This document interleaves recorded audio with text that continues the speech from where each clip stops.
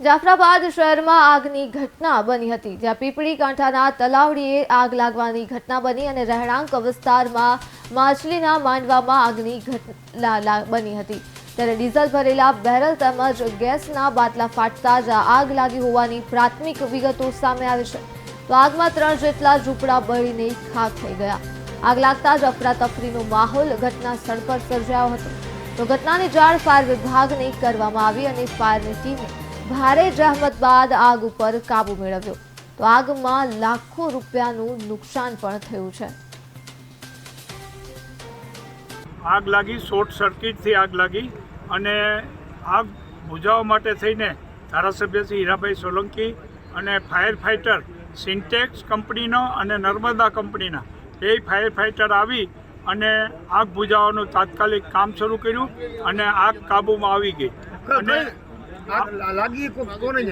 અહીંયા માંડવામાં લાગી ભાઈ લક્ષ્મણભાઈ અને શંકરભાઈ બેયના માંડવામાં લાગીને બીજો માંડવો એક તોડી નાખ્યો, એટલે બચી ગયા, બીજા તોડી નાખ્યા જેને નુકસાન થયું। અને આમાં ડીઝલ હતું અને મચ્છી હતી અને એને સૂકી મચ્છી ને ઘરવખરી બધી હળગી ગયું। અને આ એક ઘટના એવી છે કે જાફરાબાદની અંદર નગરપાલિકાની અંદર 12 વર્ષ થઈ ગયા અને બે ફાયર નાનો ને મોટો બે બંધ પડ્યા છે।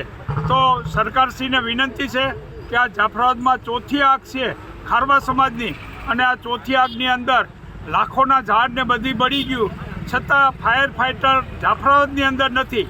તો જાફરાબાદને આજે 12 વર્ષ થઈ ગયા હોય તો નવું ફાઇટર આપી અને તાત્કાલિક ધોરણે અમે હીરાભાઈની રજૂઆત કરી અને ઉપર લેવલે કરશું। ને સરકારશ્રીને વિનંતી છે કે જાફરાબાદમાં ફાયર ફાઇટર જલ્દીમાં જલ્દી ગ્રાન્ટ પાસ કરી અને નવું ફાયર ફાઇટર આપે એવી અમારી વિનંતી છે।